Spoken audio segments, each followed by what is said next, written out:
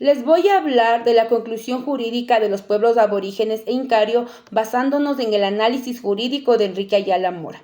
Si nos detenemos en los de señoríos étnicos, la primera gran conclusión es que ya existía un ordenamiento basado en el derecho constitucionario, pues jurídicamente no existía propiedad privada, la tierra era propiedad común y lo que producía era comunitario.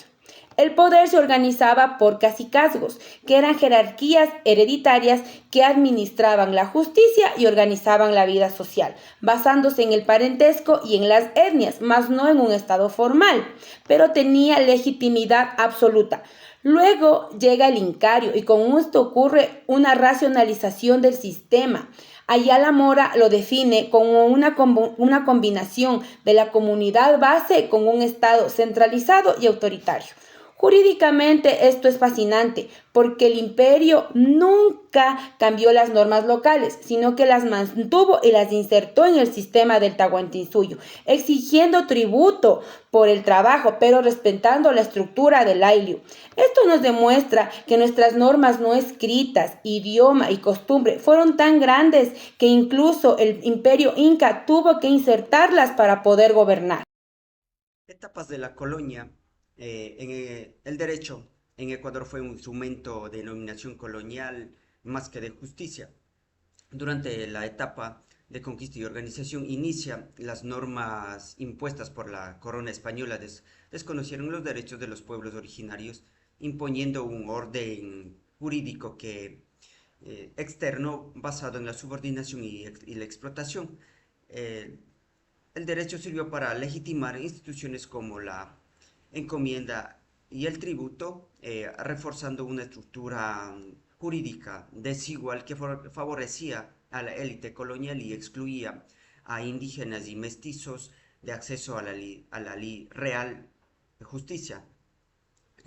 Las contradicciones del sistema jurídico evidencian la falta de equidad, dando paso a ideas de igualdad y soberanía que influyeron directamente a los procesos independentistas. En el análisis jurídico de etapas colonial, demuestra que la evolución del derecho en el Ecuador nace de una historia de desigualdad, lo que explica la importancia actual de construir un orden jurídico basado en derechos, justicia social e interculturalidad. Compañeros, ¿cómo están? A mí me tocó las etapas de la independencia, donde vamos a ver un nuevo marco legal y soberano. En esta veremos los tres puntos más claves sobre la independencia y la organización política, la legitimidad de un territorio. Aquí vamos a ver la revolución de 1802 hasta 1802. En esta se creó un movimiento político frente a la crisis española y la invasión napoleónica. Por eso vamos a ver que los criollos buscaron captar la dirección política, aprovechando que ellos eran los que más protestaban y reclamaba autonomía. Por eso vemos que el doctor Ayala, en su perspectiva jurídica, vio como una ruptura del pacto colonial.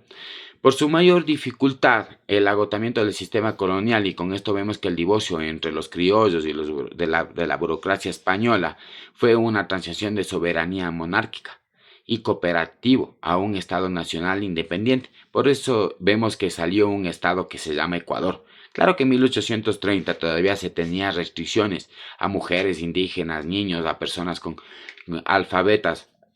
También vemos que personas con bajos recursos, ellos no podían opinar políticamente. Por eso vemos que la independencia no fue solo un cambio, fue la búsqueda de nuestra independencia, donde los criollos dominaron, consolidaron el dominio interno.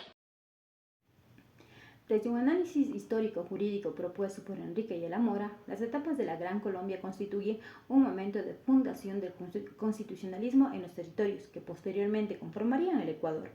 Durante la fase de formación y organización constitucional, especialmente en la Constitución de Cúcuta de 1821, se introdujeron principios jurídicos esenciales como la soberanía nacional, la división de poderes y la noción de ciudadanía.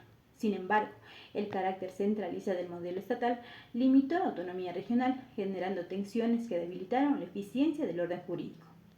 Una etapa de crisis y disolución de la Gran Colombia evidenció la fragilidad del derecho como mecanismo de cohesión política, ya que la inobservancia constitucional y la primacía de intereses regionales sobre la legalidad impidieron la consolidación de un Estado multinacional estable. En la era republicana, el Ecuador asumió el desafío de construir un orden jurídico propio. Aunque se avanzó en la formación constitucional, la inestabilidad política y la frecuente reforma de las constituciones reflejaron un uso instrumental del derecho. En conclusión, desde una perspectiva jurídica, la experiencia gran colombiana y republicana demostraron que la consolidación del Estado de Derecho requiere no solo normas constitucionales, sino también estabilidad política